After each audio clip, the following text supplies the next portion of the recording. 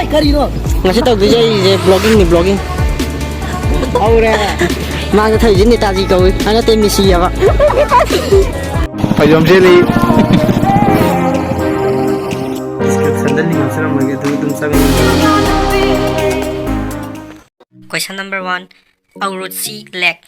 Aurutsi lake habisi Tibet lay matudi fresh water 12 years oi ba aduga 12 years amana salty water oi hairi. Question number 2 da banana tree. Banana tree asi unatte aduga sum chadaba u hairagadi banana tree khatani. Question number 3 adom nasu biram lagani madudi strawberry. Strawberry asi magi maru asi maki mapan thangba saruk maku atuda pali. Pitribi da khawriba plant sing da khwaidagi wangna haibadi yamna thuna hauba ngambasi bamboo wa asi khaktani. Aduga Chinese moso bamboo hariba wa asi nongmada meter amamam changda wangena swairi. Yubari melon. Yubari melon asi Pitribi da khwaidagi tangba hai amani madudi mahaki pear amada haibadi Yubari melon ani daubada Indian rupees da laubada 17 lakh tagi su heli. Aduga Yubari melon asi Japan da pangba wai amani masi Japan da yoli. Mathangda Keno Crystal hariba river asi Colombia da leba river amani madudi river adugi machu asi yellow, green, blue, black and especially red oi. Masigi river asi machu manga thokna hongi. Pitribi da isingi mathakta tauduna leba national park asi Manipur da leba Kaibulamjaw asi khaktani.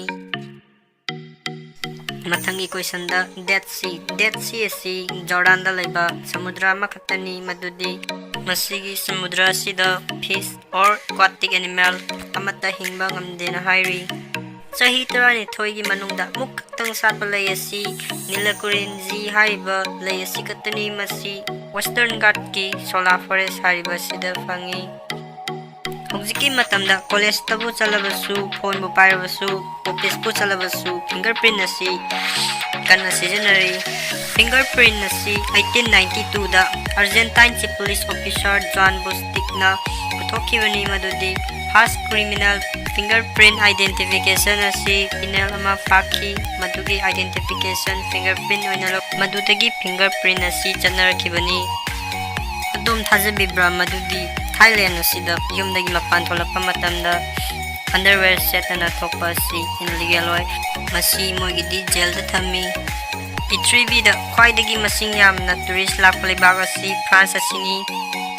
From 2018 chahi khudingi 89.4 million people sena visit tawi touristing na aduga moigi main attraction asi Eiffel Tower asi leibunani.